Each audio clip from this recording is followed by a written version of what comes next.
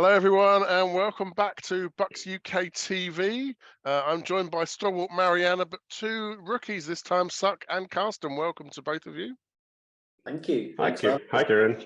So, Sukh, I'm sure you'll know if you're anywhere on the Facebook and the NFL UK scene, you'll know that name and that face. And if you're on Twitter and you've been following Bucs Germany as the Munich Massive took shape a few weeks ago, you'll recognize Carsten as well. But just in case someone's been living in outer space, Sukh, tell us a little bit about you and how you became a Bucs fan and joining the Bucs UK and stuff.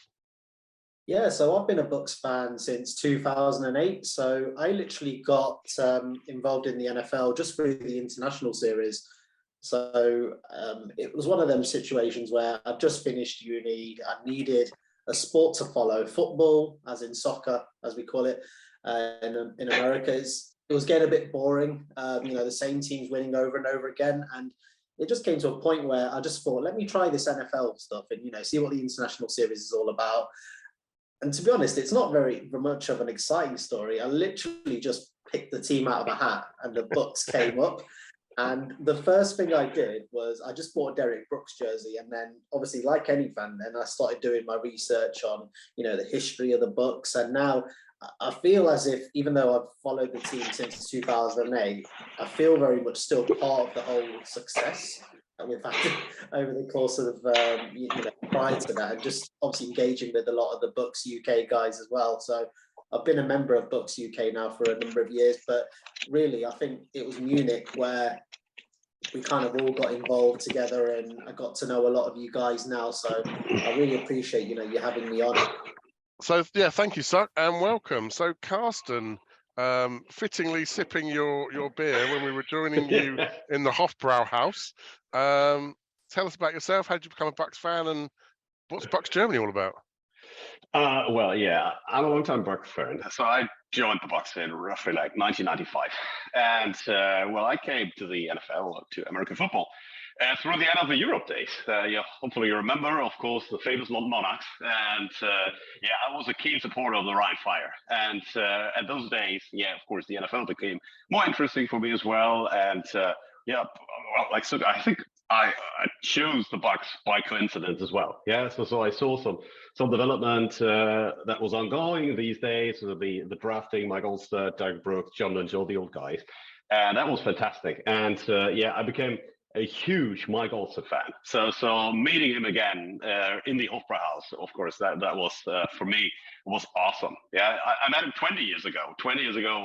Because I told you I was lucky enough to attend the first Super Bowl of the Bucs versus the Raiders in San Diego. That was my first live NFL game. That was fun. And I met Mike again. I showed him some pictures of the old days, and it was a great memory. And here I am, and running the Twitter account, Bucs Germany. And I think we took a lot from you guys. We're so thankful. Thanks for helping us out, setting it up. Bucs community in Germany is still quite, let's say, small compared to other teams, but we're growing. And of course, the last 3 years, there was, I wouldn't say an explosion, but of course, new fans came aboard, and we're just trying to work around that and try to grow it and to become a local Bucs community in Germany as well. And I think we really showed up at the Munich game 2 weeks ago. Absolutely, it was really nice to meet you and Toby and all the others.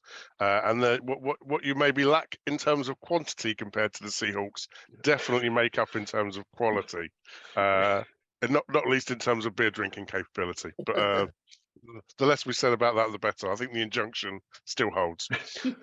So that's the pleasantries out the way. Now, unfortunately, we have the dubious honour of reviewing what happened against the Browns. Sukh, I think you were saying it best beforehand, kind of, we had a bye week and then what?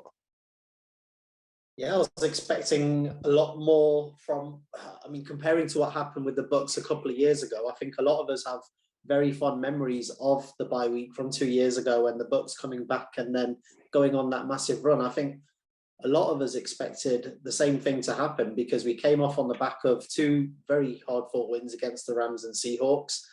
And we thought, we've not played well. We kind of let the Seahawks back into it in the fourth quarter. And I thought, things are going to progress, but it just seems to have now gone back to square one again. And I think that's where the frustration lies for as Bucs fans, we were expecting a lot more than what was delivered last night, unfortunately. Yeah, I mean, Carsten, we've heard like people blaming the coaches, people blaming the O, people blaming the D. Luckily, no one's blaming the punter. But beyond that, I mean, kind of where if you had to stick a pin in it and say that's where the fault lies, where would you pick it? Well, I think it's just a change in the mindset since Bruce Arians left, honestly. I mean, when we had Bruce Arians, it was always about playing to win. And currently, I think since Poles took over, it's really like playing not to lose. And there was so much frustration in that game, which occurred. Of course, there was several things. It's just the small things. I think the defense played quite well, besides giving up the first run for a long touchdown. That was okay. But they were really in the game. Yeah, I can fully understand. You say, well, I trust my defense. However, I mean, if you have the greatest quarterback of all times playing for your team, having 3 potential Hall of Fame wide receivers in your team, and then start punting at 4th and 2 at midfield for a gain of net 22 yards. I mean, come on, that's ridiculous. Yeah, and this would have never happened 2 years ago or even last year. And I think that's the biggest mindset change. And you see it in the team. The whole team just does not overwhelmingly provide confidence. No one shows some kind of confidence, leadership, even not Tom Brady. Yeah, I mean, he has to deal with other things, maybe. No one knows. Yeah, but I mean, come on, we scored 17 points. Yeah, I mean, well, the New England Patriots with a backup scored 38 on them. Yeah, so I think it's just plain outright ridiculous what we did. Yeah, I'm still angry. Gutted I had Mac Jones on my fantasy football bench. I'll never learn. Wherever I pick, it's the wrong way around. I mean, Marianna, you have the misfortune of also watching the Giants as well because of the family connection. You're not jumping ship just yet, I hope. Never jumping ship. I'm Bucs through and through, as you know. It was just frustrating. I try and keep a positive spin on things, as you well know. I was actually quite pleased to see that O'Keefe got his first touchdown in the NFL, so that was a nice one. I've been like cheering these 2 rookie tight ends on all season, so I'm trying to find the positives in the game. So O'Keefe coming out, I feel like when he's in the game, he tends to play more of a fullback position than the tight end, and he tends to give us a better running game in general. You'll see him leading blocks ahead of whoever's behind him. So if it's Rachaad White or if it's Fournette, obviously Rachaad White this week. I thought Rachaad White played well, had a couple of he had a really good, nice run early in the game. Like, wasn't it like the longest of the season or something, like 20 odd yards, which is slightly worrying, but it was the longest of the season. Yeah. So I'm trying to pick out the positives because, it's easy to sit here and find the negatives, but at the end of the day, we got a game. Defense, I think, kept us in it. We stayed in till overtime, and we only lost it in the second like set of overtime, essentially the second set of downs in overtime. So it wasn't like we just threw it away. We had chances that we didn't take. I definitely think we need to be more positive, but I'm trying to stay, pick out the good bits of the game and not. I mean, you're right. It's the closeness sometimes that kills you the most. When you'd rather sometimes get a beat down than a close call because it just takes the wind out of you. But Carsten, you were saying about only scoring 17 points. Let's start with the offensive side of the ball. It felt to me, just playing devil's advocate, a bit like the formula that we praised in Seattle, in the Seattle game in Munich. Run the ball, don't make any stupid mistakes, then play action into the pass. It feels like that was the same game plan, but with a very different effect. So what went wrong? If you ask me, I mean, there was no element of surprise, honestly. I think we went back to a couple of, bad play calling habits that we had before. Yeah, so even though a couple of things just didn't work out, we still stuck with them.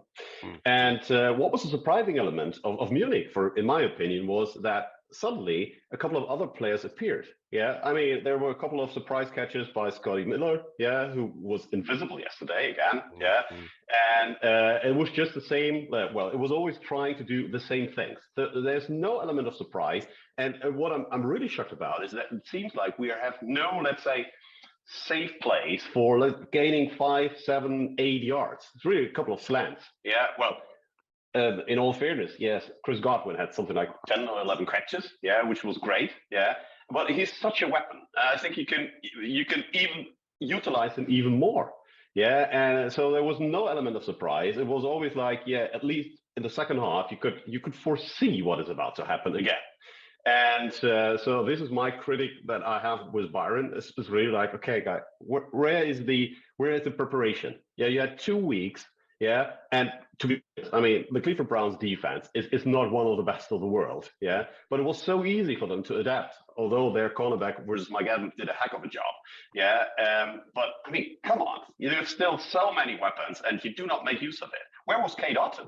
Yeah, he was a pleasant surprise in Munich. Not there at all.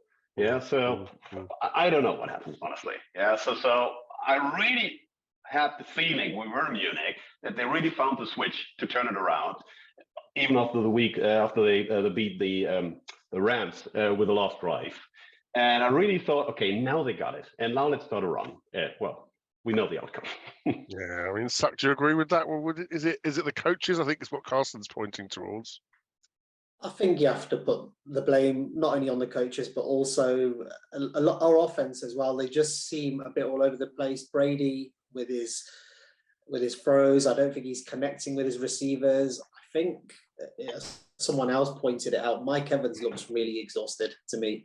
He doesn't 9 targets and only 2 catches. Yeah, and it's not even the fact that he's missing the ball. It's he's not getting anywhere near. I remember one of the earlier attempts in the fourth quarter, he was a good 2-3 yards off the pace trying to get that ball, and it just seems to me that the desire is not there. In terms of the big problem we've got is, as you know, we're pointing out, we're not using players like K. Dotton. I mean, how much of our game last year was reliant on, you know, Gronk making those big plays? Because, you know, our receivers weren't always at the races last season either, but we always had that one play from Gronk, that one play from Brake. Someone will come out of there and make a play. We had the Perryman touchdown last year. There just doesn't seem to be that player who can just take the pressure off our top receivers. And I think that's becoming an issue as well for this team, especially on offense. Yeah, I mean, it's obviously it's the tendency is to focus on the skilled players. But Marianna, what do you think in terms of the line play? There were some suicidal plays, certainly on, you know, line on lineman, sort of self-defeating plays. It was frustrating at times, wasn't it? Yeah, I mean, I think we saw like players tackling themselves. I know we've shared a couple of videos over WhatsApp and so forth of our own players tackling each other. Which, you know, where's the coaching in that? It worries you that your own players are tackling each other. I think, you know, we've got, I think we all took a massive gasp when we saw Tristan Wirfs go down. That's the last thing we need when we're already struggling on the O-line. They brought in, I think, Josh Wells on like a jumbo package, and all he did was get us a penalty.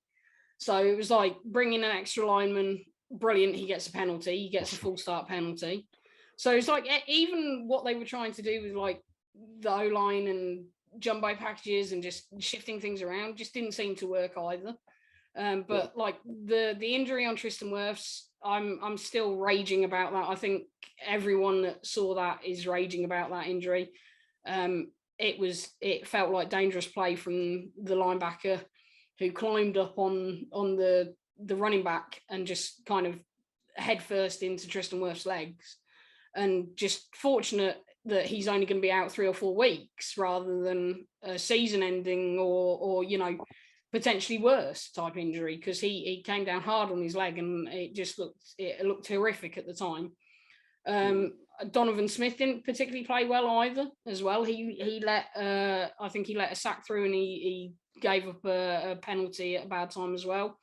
And you know, I wear the Donovan Smith shirt with pride, being now a part Smith as well. So you know, I never like to see him have a bad game either, but he's not been he had his best season in that Super Bowl season, and it feels like he's regressed back to almost the sort of bad Donovan Smith years.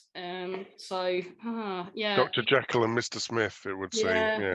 The line play wasn't great, unfortunately, and we weren't opening the holes for the running back either. We had a couple of early ones, and then that was it. We were getting 1-2 yards every time again. So, you know, that's their job. They've got to get us holes for our running backs. But do you really think that the O-line was that bad? To be honest, I don't think that the O-line was playing really bad because, I think Brady had quite a lot of time. I mean, you cannot defend Myles Garrett something like 4 quarters. Yeah, so he will get his sack. Unfortunately, of course, he got his sack in the most unlucky time of the game. Yeah, I mean, of course, that also was a backbreaker when he went past Donovan Smith. But I think Brady, in general, I think he had some. Let's say he had enough time compared to what he might have been used to. We're not having the elite O-line that we had maybe in 2020 and 2021 with Marpat and Kappa. But I didn't see that much struggle. I think Brady was not on the run all the time. Yeah. So normally if you give him something like 2.5 or 3 seconds, he will find someone. Yeah. So I don't see them as bad as you just said. I think they were okay. Yeah, so not necessarily, at least from a pass protection perspective, not necessarily opening up holes. Yeah, but that's the issue for the whole season so far. I don't disagree. Yeah. Sorry. I don't disagree at all. I think the one thing that I would say is that the timing seems to be off. So even when Brady's got the time, he doesn't seem to be able to make the throw, as we were saying, like to Evans. You know, he's missing Evans by 4 or 5 yards on the sideline, and there's so much you can put down to pass interference, and there's so much, you know, to the sort of little handy bits between the defenders, but the timing seems to be off. So even when he's getting that time in the pocket, then Brady's not making the throw either. Yeah. I was just going to say about the O-line as well. I think we have to consider the play where Donovan Smith almost like as if he gave up. I mean, Brady, I was really concerned for Brady at that particular play. As soon as Wirfs got down, it was literally the next play, I think, when he I think it was Garrett just almost took his legs out, and Donovan Smith just seemed to have given up on that play because he all he did was reach his hand out, and that was a bit of a concern for me from a mental standpoint. Like, how much did that Wirfs injury affect them for the rest of the game? You know, because after that, they just seemed all over the place, didn't they? Yeah, I think that's a really, really valid point. And as you said, Carsten, Myles Garrett, you're not going to stop him on every down, but it felt like the mistakes that Donovan and Sanders were making were as much mental as physical ones. I think you're right. There's an element of focus, and who knows? We're not in Brady's head. We don't know how focused he is. A lot of the skill players. I'm gonna go out on a limb because it's World Cup time. I'm gonna make a sort of soccer analogy. I said the S word, guys. Please don't hate me. I think Mike Evans is Kane. We know where he's had his ankles bashed around so long he can no longer sort of stagger in a straight line, and he isn't the target, but he's still that sort of talisman for the team. And I feel like Mike probably still does have that role in the team. It felt like, if anyone's going to G them up, I think it needs to be Mike Evans, and no one doubts his commitment, his resilience, his toughness. I guess the exam question for you all is, how do we score more than 17 points? Because in the modern NFL, if you want to win games, you need to put up some points. Yeah, from my perspective, this is what I've said in the group. If we can't rely on the offense, maybe our defense needs to step up and get some points. It's like Gruden said back in sort of the Super Bowl winning season, get X amount of touchdowns and win me the game. If our defense can, put up all these stops, and maybe we need to start getting, more ruthless in terms of trying to win the ball in very key areas, trying to get those pick sixes.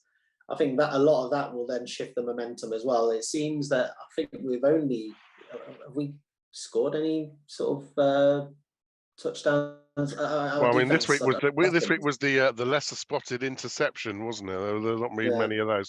We probably do want to see them try and step up. So let's come on and move and talk about the defensive side of the ball. again, I'm just going to put it out there controversially. They gave up 23 points and they let them march down the field in overtime. So whilst we're maybe putting all the blame at the O door, Marianna, let's start with you. Does the D get a clean sheet on this one, or a pass at least? I think the D was more knocked up. We're looking at the offense, and we're looking, as we say, a number of players that should be Hall of Famers. We know that Mike Evans should. We all think he should be a Hall of Famer. We all know that Julio Jones is probably going to be a Hall of Famer. We all know that Chris Godwin, if he continues to play on his trajectory, he should be a Hall of Famer. There's a whole bunch of them that should be. Defensively, we were injured. We were knocked up. We lost Winfield for a chunk of the game. He was on the sideline, on and off. And was he injured? Was he concussed? No, he came back in and so forth. I think it was it Dean that came down on his helmet and bashed up his nose and his face. I was amazed how quickly he got up, actually. Yeah, and so there were a few injuries, and so at one point I think our two cornerbacks at one point was something like D. Delaney and Zion McCollum, which is not what I would call our first string, cornerbacks by any means. We know that Zion McCollum is a rookie, super raw, and he's made some errors in his play, typical rookie cornerback play errors. He ball watches sometimes rather than following his man and so forth.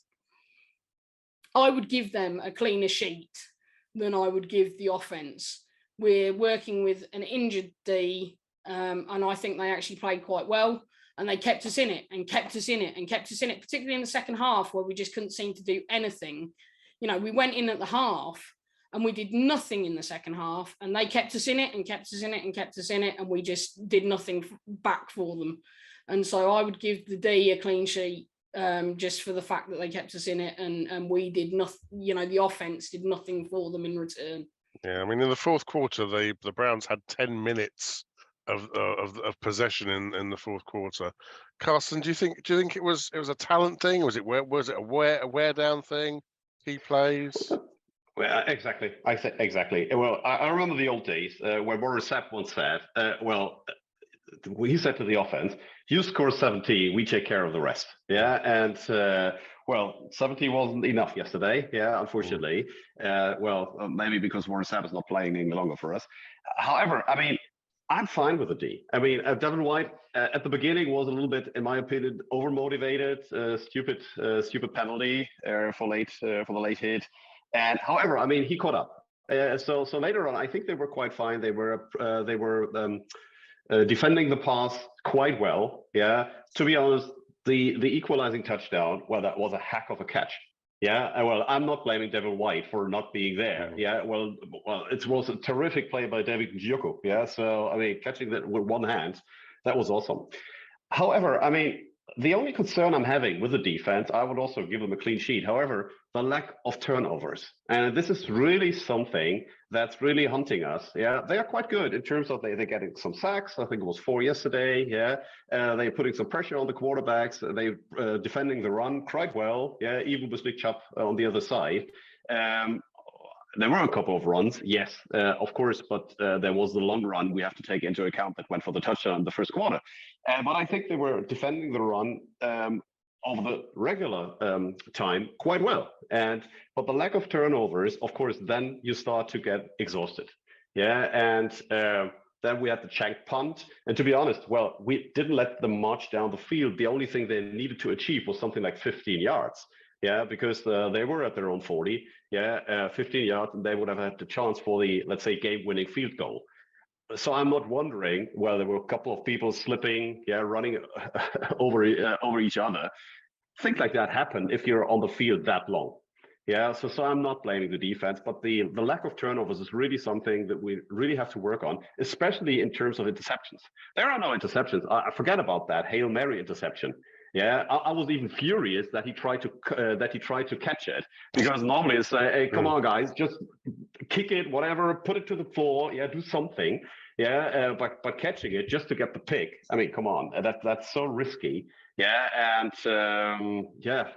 it's the little things, but really, I mean, giving up 17 points, it's okay. It's really okay. I cannot expect them to hold every opponent to 10 points. Yeah, 13, 17 points. Normally, you should win these games if you have a capable offense.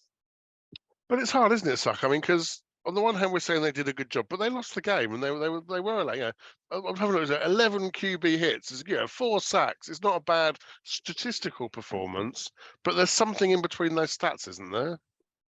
Yeah, there definitely is. And I think it boils down to what you guys have said. It's the time of possession again. That's what's killing us in every game. It catches up with you in a season when you're having to play. I mean, from what I remember, we had 70 minutes of action if you include overtime. The Browns had 40 minutes, close to 40 minutes of possession on offense. So that's a massive chunk for our defense to have to deal with that, and to have that concentration level through the 4 quarters is going to be hard. We did give up some plays, like you say, it was very sloppy. The first series the Browns had, that was a very sloppy play. If we don't give up that touchdown, pretty much we're going into the 4th quarter having not given up a touchdown. So yeah, the defense, you can't give them a full 100% pass, but at the end of the day, throughout the season, they're the ones who have actually come up trumps for us to try and win these matches. And you can't do anything about the Njoku catch. I mean, that was just an amazing play. But yeah, we're giving up these plays at the wrong times, and it seems to be very typical of the Bucs. You can just see it happening. And the frustration for me is, I mean, watching that game, I think the hardest thing to swallow for me was there was never a point in that game where I actually thought we were going to lose until it got to overtime. And I'm just being completely honest with you. I didn't have that in my mindset, and I'm normally quite a negative person. I mean, when it was, you're a Bucs fan after all.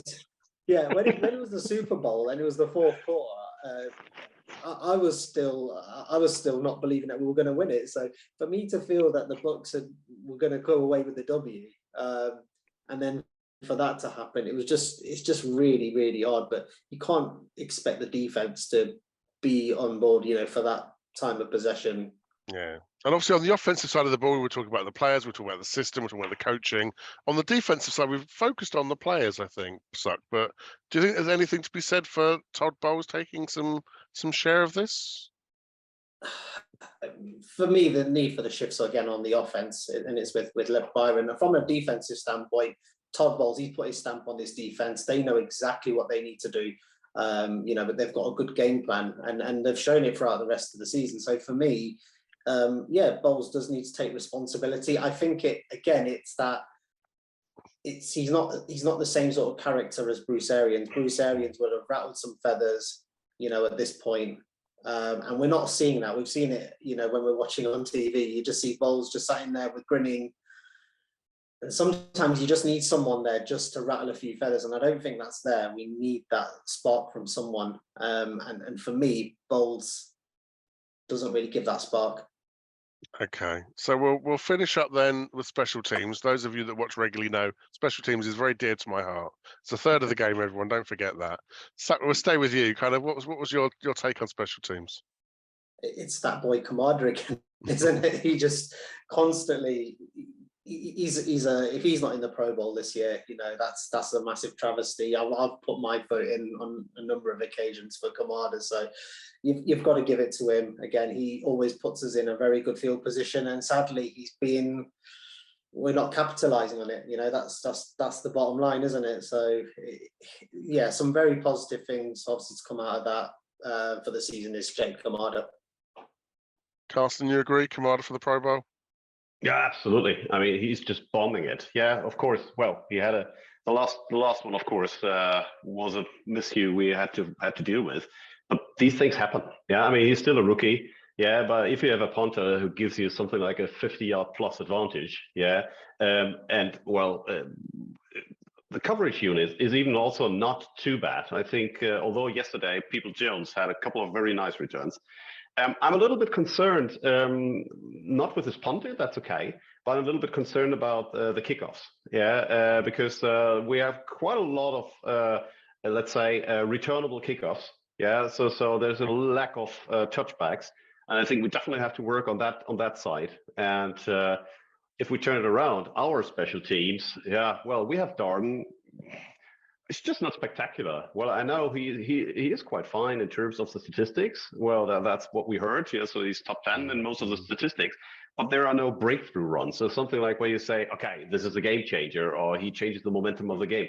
He is reliable, but that's all. Yeah. So one thing that's really, I mean, that was the biggest issue also with the special teams, and that's also some concern of myself. That was that, yeah, unfortunate punt at 4-2. Because we were not able to field it. Yeah, and that was the one that Zion McCollum nearly had. Yeah, and well, of course, they always try to put it on the 1 yard line, but I mean, but if you put both hands in the air, even if it lands at the 3 or a 5 yard line, it's a different story. Yeah, so that was in my opinion, that was really like the game changer. That specific play. Yeah, I'm still furious about that. I guess if you're a Browns fan looking at it, you're probably bemoaning the fact that if you hadn't missed your field goal, it wouldn't have needed to go to overtime because you'd have won the game. So we should be grateful that we didn't have anything of that sort of order of magnitude.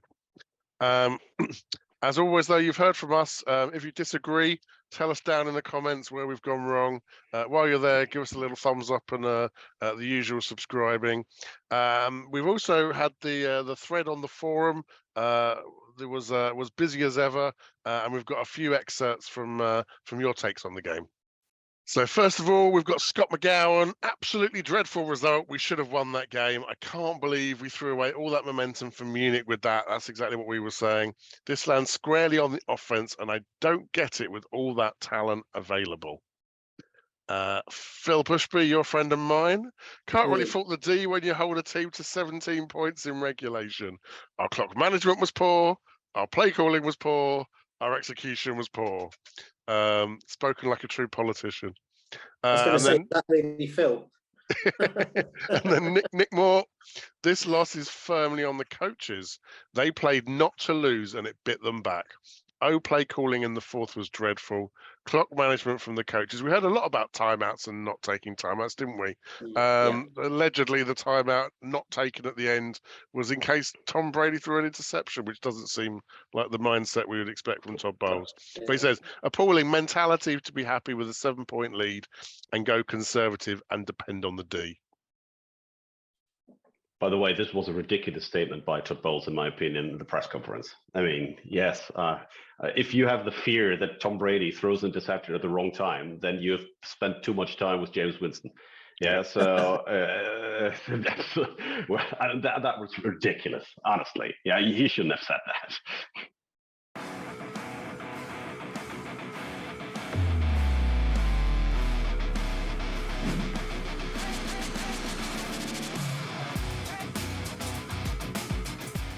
Well, it's funny you should mention spending too much time with Jameis Winston, because that's where the Bucs have to go next week. I mean, maybe it's going to be Andy Dalton still, probably. Let's hope so. Yeah. So the Saints are coming to town. I think it's 5-6, everything to play for. Hopefully, you know, the NFC South does not seem to be the powerhouse of the NFL, should we say, this year. Maybe that's an understatement.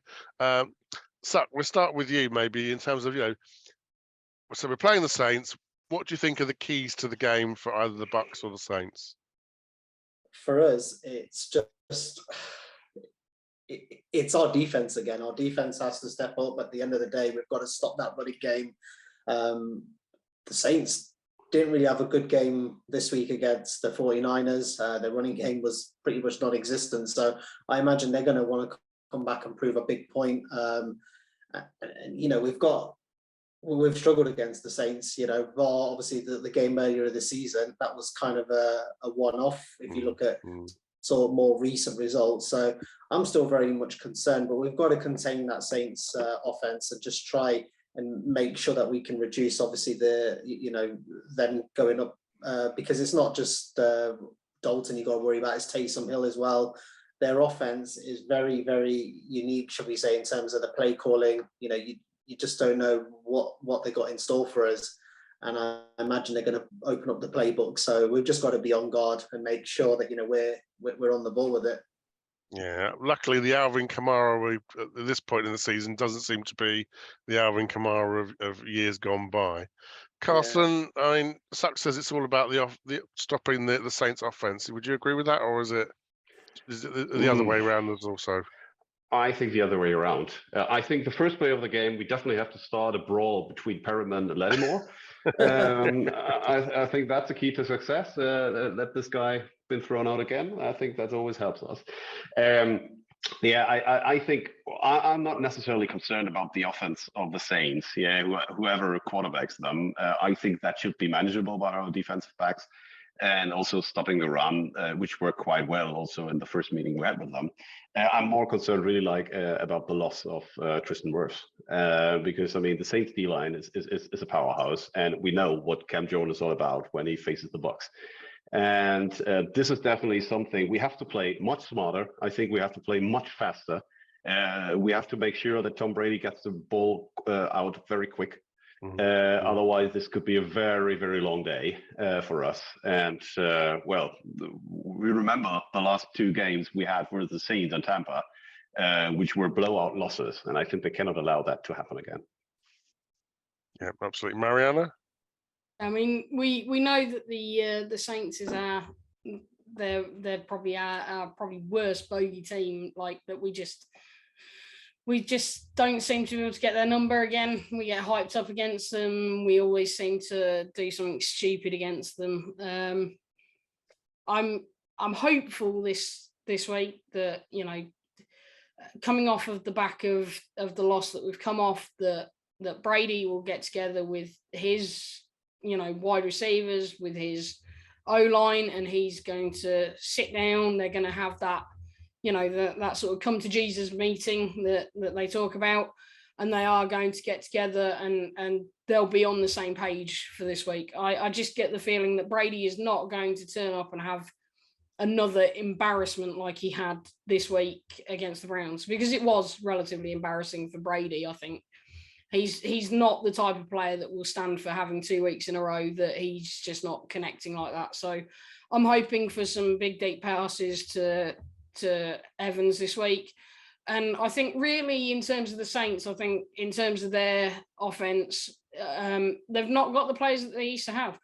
And really the big one for them is that Chris Olave. Actually, he's been like the guy that has stepped up this year. And he's the a one rookie, Saint so, I would poach. Yeah, he's I a rookie. really like him. Let's defend against him. He'll be their number one receiver. As you say, Kamara hasn't been the Kamara of recent seasons. I think we've got a real good chance to turn the season around this week. We really need to take this chance and you know, turn it around. So, Carsten, while we're talking about the Bucs and offense and long bombs and things and what they want to do, if you're the play caller, what plays are you sending in against the Saints, do you think? Well, I think they will tend to be quite aggressive up front. Yeah, I assume they will do a lot of blitzing also with their front four. And I think you really have to, let's say, bring the pressure away from the D-line.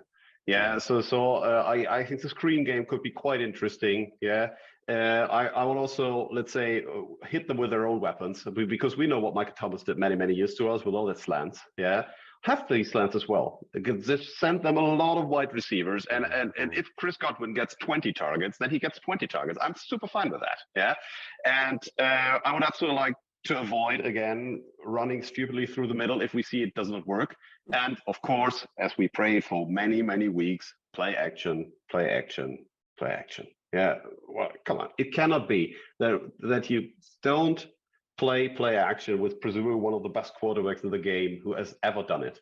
Yeah, and I totally disagree also with Byron Leftwich about saying, yeah, you have to establish the run first before you come to play action. That's ridiculous. I mean, we've seen it with the Detroit Lions, on Thanksgiving. Yeah, they used play action quite a lot. Yeah, even on first downs, even if the run was not working.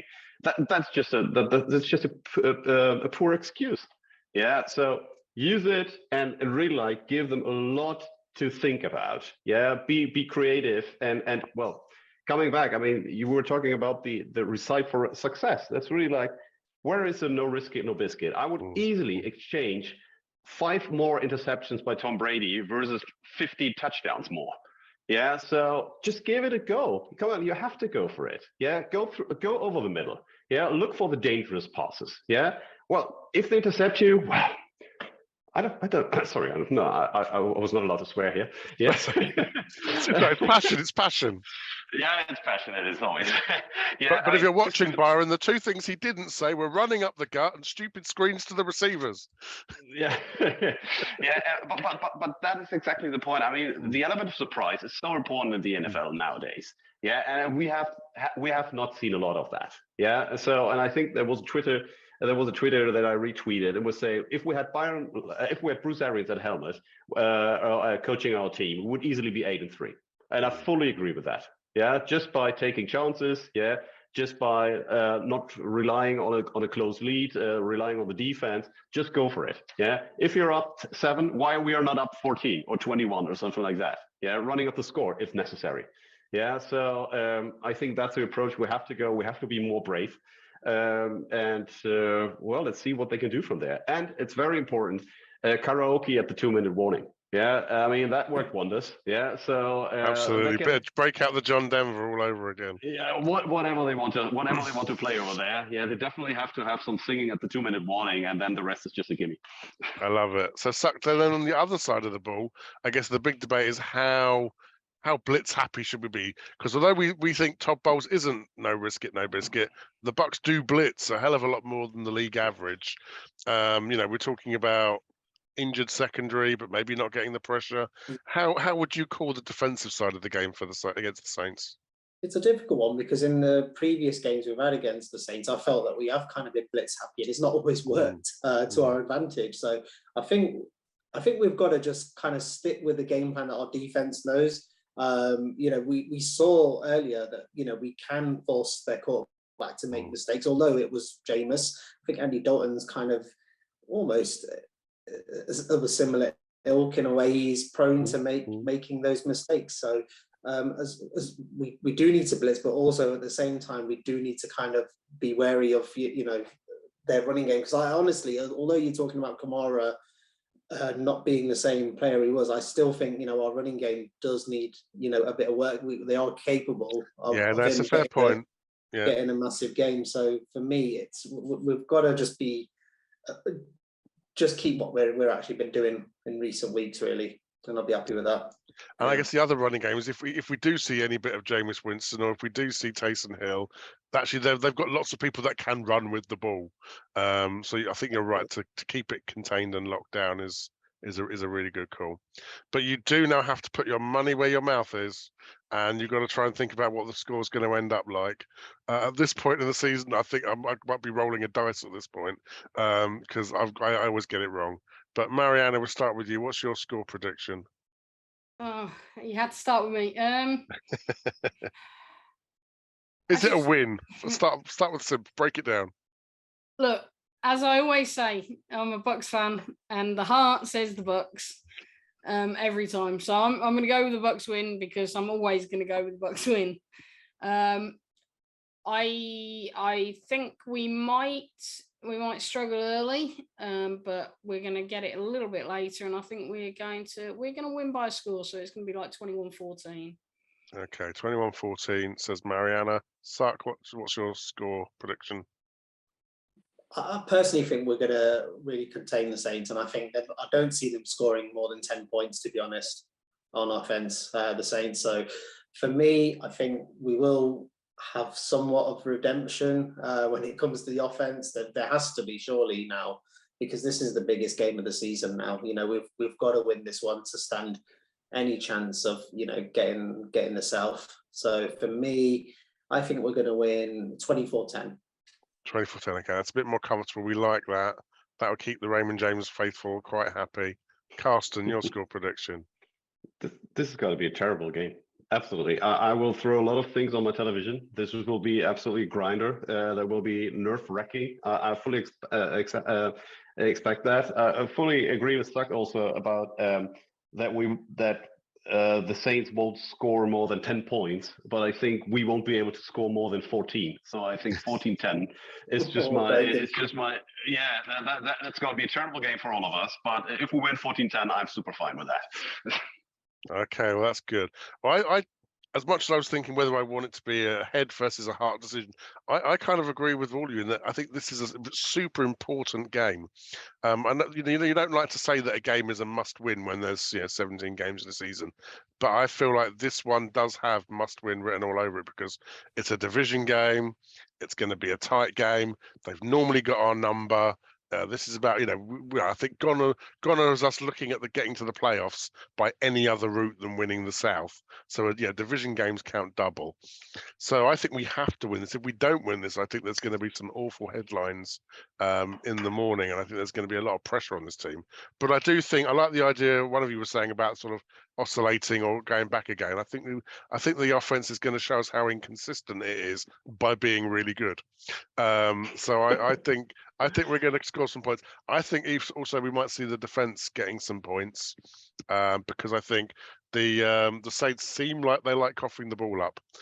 So maybe we can't get a takeaway, but they'd certainly like to give it away. So we'll take that, gift wrap it, and take it down to the end zone. So I'm going to say something nice like 24-10. I think that's probably where I'd like to see it. But again, let us know your views. Tell us if you think we're barking. Don't come back next week and tell us we were wrong if we were. We don't need to know. We'll already know. That'll be fine. Our usual thanks to Bucs Report for their help in promoting the podcast. Carsten and Sukh, thank you very much for joining us. Well, thanks for inviting me. It was a pleasure. Yeah, brilliant. Appreciate it. And thanks you guys for watching. If you stuck it out this long, then surely you're all as insane as we are. We look forward to seeing you next time. And as ever, go Bucs! Go Bucs! Go Bucs! The Bucs.